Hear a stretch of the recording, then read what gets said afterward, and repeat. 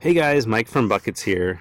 Well, as many of you who are fellow entrepreneurs, or perhaps parents for that matter, can relate to, today for me was one of these days where you plan it going a certain way and it went really differently. So I apologize. I had intended to get this video out to you guys this morning. Instead, here we are. You can see the sun is setting behind me, so it's 9:21 out here on the West Coast in the US. Nonetheless, we're ready and we're going to get into today's video. In yesterday's video, we centered on the sandbox and we got into the core functionalities. We talked about the quick note, we talked about checklist, attachments, and then doodling on those checklists, or sorry, on those attachments rather, perhaps to mark them up and better communicate what you're trying to give your team in terms of instructions.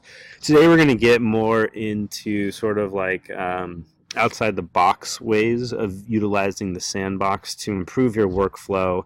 And more or less just create less busy work for you. Part of everyday workflows typically has things that we're not fond of doing. And so I think it's especially important for us to find ways to make those processes happen quickly and really make them second nature so that we're not really sitting down thinking about them and dreading doing them. And one of the things that I run into, the kind of, it will feed into this thought in a second here, you'll see. One of the natural things I run into is we might be executing on a task. I'm on a real Buckets project here. This is the release of our 2.1.7 iOS app. These are real bugs, real things we're working on.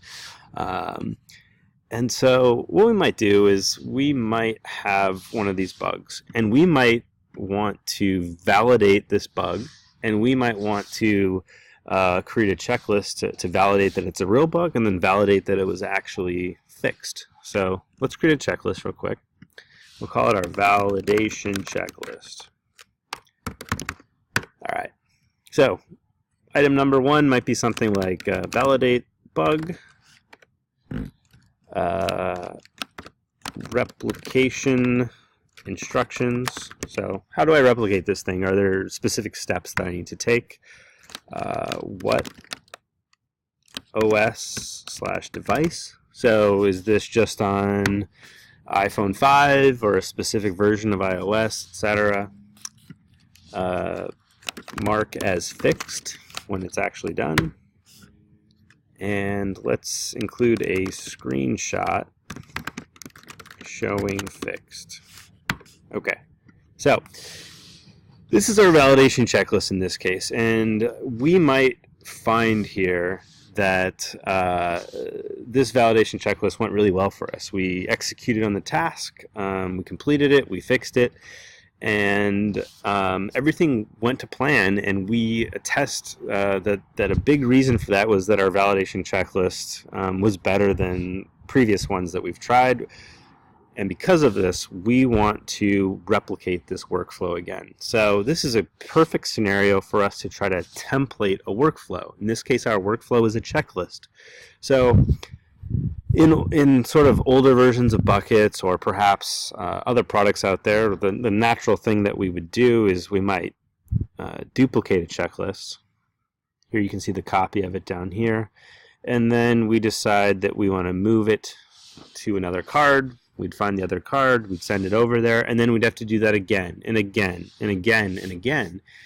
And each time that we're doing this, it gets a bit cumbersome. I realize that compared to the old days of paper and pen, it's perhaps quite a bit easier still. But compared to how efficient this process can work, I just don't think it's as good as it can be. And I'm going to show you just how good and how fast and efficient we can do something like this in Buckets nowadays. So let's go ahead and delete this checklist. Okay, we've got our validation checklist over here, and so we want to have this as a template that we can use time and time again, and we might want to use it a few times now, but we also might want to have it ready to use a number of times in the future as well, right? Because these are probably these cards are not going to be the last bugs we find in Buckets, certainly. So as we touched on in our last video, anything in Buckets for the most part, especially when it comes to notes and checklists and things like that, we can drag and drop these things around, right? So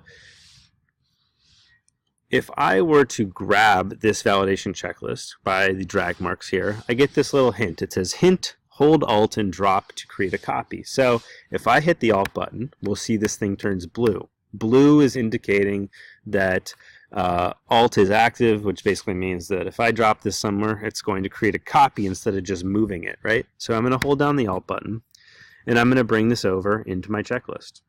Or sorry, into my sandbox, rather. So I've got the exact same checklist that was very successful in this task, and I now have it in my sandbox. I could change this thing to say validation checklist template, okay? I can now go back and find this anytime, right? If this is going to be our company standard for a validation checklist, we have it here, we have it searchable. We can have anyone within our company who sets up cards pull this into their sandbox, and it can be a part of a number of different templates that they store, this being one example. So let's say that this was successful, and now we want to apply this same logic for how we go about signing off on a card, executing on a card, etc., on a bunch of other cards. Well, let's just, for the sake of discussion, create a few cards. Okay, we're going to keep it simple and just call it 1, 2, 3, 4, and 5. Okay. Well, what we can do is we can grab this checklist from over here. Whoop. We can hold the Alt button. We're going to create a copy in this card. Okay. Then we're going to do it again. Then we're going to do it again. Then we're going to do it again. And then we're going to do it a 5th time. We could do this 25 times. It's not going to take us much longer than 25 seconds. Doing it the old way, you know, searching for individual cards, like, oh, what was that other one called, and not having necessarily a visual representation. Even as someone who was participated in architecting that system, I'm the first one to say that has fundamental flaws in terms of being able to execute quickly. This is a little bit outside the box. This is a way of utilizing the sandbox that perhaps it originally was not even designed to do. But once you start to incorporate into your mindset that over here on the right side, you have not only sort of your rough draft zone, but you have a zone that is specific to you. This is something that doesn't necessarily have to be shared. These can be ideas for potential checklists. These can be checklists that you're working on, bringing up to par so that you can share them with your team. And it can also be a little storage spot for templates that you want to bring into your projects and for specific types of scenarios and cards and whatnot. And not only can we bring these things over from the card into the sandbox so that you can, turn them into templates potentially, but you can also then bring them back over into this project or a completely different project for that matter. You might have a project for one purpose. I've had this scenario where we had a checklist similar to this. It was some sort of validation checklist. And it was for buckets. It was for something that we were doing within buckets, but it applied to something that I was helping a person that worked within a school that utilizes buckets. I was helping them come up with something that would help validate homework for their students, and there was a lot of crossover between what they were trying to do to grade homework and what we were trying to do, frankly, to grade our internal work. Is this good enough to go live?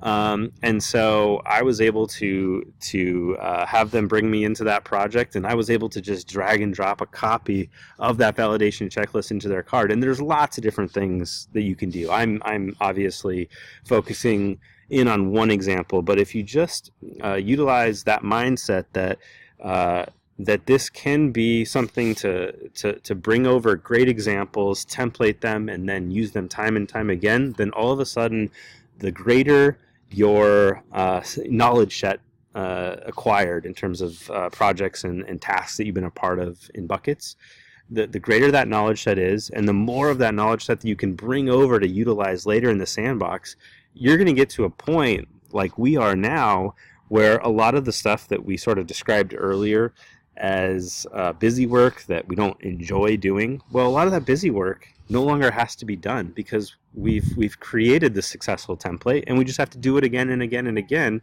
And if bringing that into the production environment to execute on with our team is a simple drag and drop that we can, as we just saw, drag drop 1, drag drop 2, drag drop 3, 4, 5, and then you're done and you can go on to the next thing. Well, you can hopefully understand and see how this is going to save you a tremendous amount of time. It's gonna eventually template a lot of that prep work. And really, I cannot stress enough that it is the prep work that sets you up for success. We all get so caught up in what we're doing in the line of fire when we are actually dealing with stressful situations in the day-to-day. But if the prep work is done to start with, well, then you can act like you've been there before, because you're bringing over other successes to work in this new situation. And so in those other situations, you probably dealt with other stresses and you know exactly what to do this other time.